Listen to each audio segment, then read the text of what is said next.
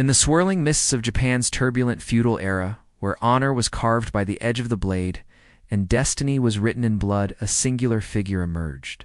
A man whose name would become synonymous with mastery, strategy, and indomitable spirit. Miyamoto Musashi, the greatest warrior Japan has ever known, was not just a swordsman, he was a force of nature. A living legend who transcended the limits of his time and crafted a legacy that still echoes through centuries.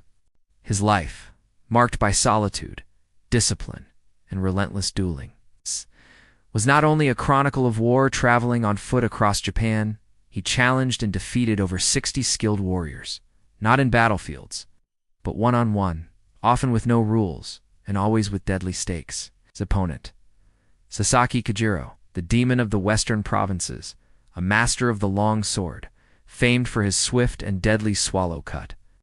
After decades of dueling, he withdrew from constant fighting, seeking solitude in the mountains.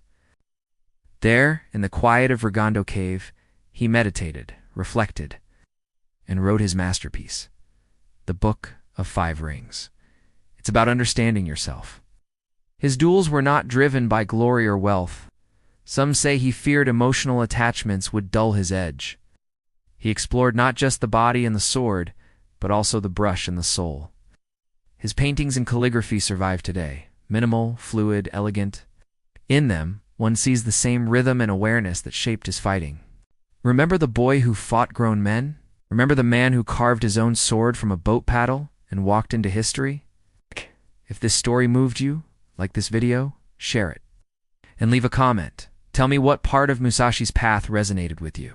Don't forget, your war may not be fought with blades, but the spirit you bring to it can be just as legendary. Till next time, keep your mind sharp, your heart steady, and walk the path with purpose. The way of the warrior is never easy, but it is always yours to walk. You do not need to be the strongest. You do not need to be the fastest. You only need to be relentless. Every challenge is a sword. Every fear is a duel. And you are the warrior. It is proof that Musashi didn't see combat as violence, but as expression. Every movement of the blade was like a stroke of ink, deliberate, weighted, calm. He taught that you must learn to see beyond sight, to act without hesitation, and to remain grounded while moving like the wind. Others argue he knew that the path to transcendence was a solitary one. In many ways, Musashi was a ghost in his own time, respected, feared, but never truly understood. He slept in fields, traveled with little more than his blades, and wrote by lantern light in caves. His was not a life of comfort. It was a life of purpose. That sacrifice is part of what makes his story so powerful. He gave everything for mastery, never took students for profit, nor did he seek positions of power. He believed that combat was a way to reflect the soul, to purge weakness, fear, and doubt. Business leaders study the Book of Five Rings. Athletes apply his mental strategies. Every duel, every sunrise, every stroke of the blade was a practice, not of destruction, but of presence. He reminds us that mastery is not achieved in a moment of glory, but in the quiet, endless repetition of deliberate effort. And that true strength comes not from defeating others, but from defeating the person you were yesterday. Philosophers analyze his principles of detachment, awareness, and rhythm. He became more than a warrior. He became a symbol of inner power. A man who proved that greatness isn't about what you possess, but how deeply you understand your craft, and how bravely you walk your path even when it's one no one else sees. In each encounter, he faced not just a rival, but the version of himself that hadn't yet overcome his own limitations. That's why he was always evolving. He embraced imperfection as the path to perfection. This was not just a martial guide. It was a mirror into the soul of a warrior. The five rings, earth, water, fire, wind, and void, symbolized more than elements. They represented mindsets, perspectives, and strategies that extended beyond the sword. Musashi was teaching how to live. The two met in a duel of destiny. Musashi, arriving intentionally late, carved a wooden sword from a boat oar during the journey. Here, we breathe life into the forgotten past, unearthing the tactics, tragedies, and triumphs of history's most iconic figures.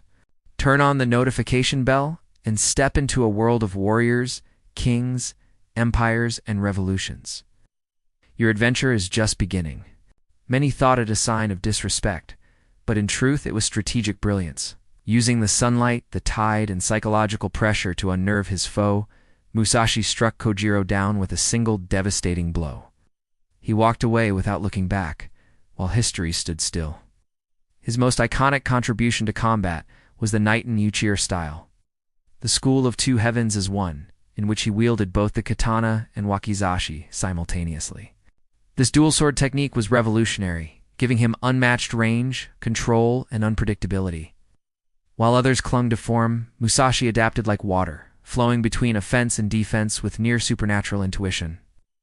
But a testament to what it means to walk the warrior's path, alone but unwavering. Born in 1584 in the rugged province of Harima, Musashi entered a world splintered by constant civil war. Clans clashed, castles burned, and the land was ruled by blood and loyalty. But Musashi was not a man molded by customs. He was a rebel in armor, a ronin who defied the chains of tradition. Rather than serve a single lord, he chose the lonelier path. The wandering warrior. This choice would isolate him, yet it would also set him free. He sought not to protect lands or pledge oaths, but to master combat itself, as an art form, as a philosophy, as a way of life. His life would become a series of duels, each one pushing him further toward perfection. His father, a martial artist and strategist, began teaching him early the principles of combat. But young Musashi didn't simply learn to fight. He absorbed the battlefield like a second skin. According to accounts, by the age of 13, he had already taken the life of a grown samurai in a duel. This wasn't mere talent, it was the manifestation of something deeper, a will unbroken, a heart forged by fire. Musashi was not raised, he was tempered. The path of the samurai in Musashi's time was dictated by Bushido, the sacred code of honor, loyalty, discipline, and death before dishonor. Musashi's duels weren't merely fights. They were tests of presence, rhythm, and dominance. His most famous confrontation took place in 1612, on the windswept shores of Ganri Island. Yet, what sets Musashi apart is not just his victories, but his inner evolution. And now, before we venture further into the depths of this legendary warrior's journey, take a moment to subscribe to Vertex of Time. What Musashi understood, and what many failed to grasp. Is that true mastery ISN? About defeating others? But there was also profound loneliness in his journey. Musashi never married. He formed few lasting friendships. As he aged, his teachings deepened.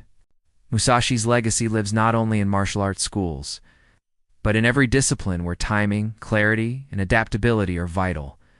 Perhaps the greatest lesson Musashi left us is this: respect the path, not the destination.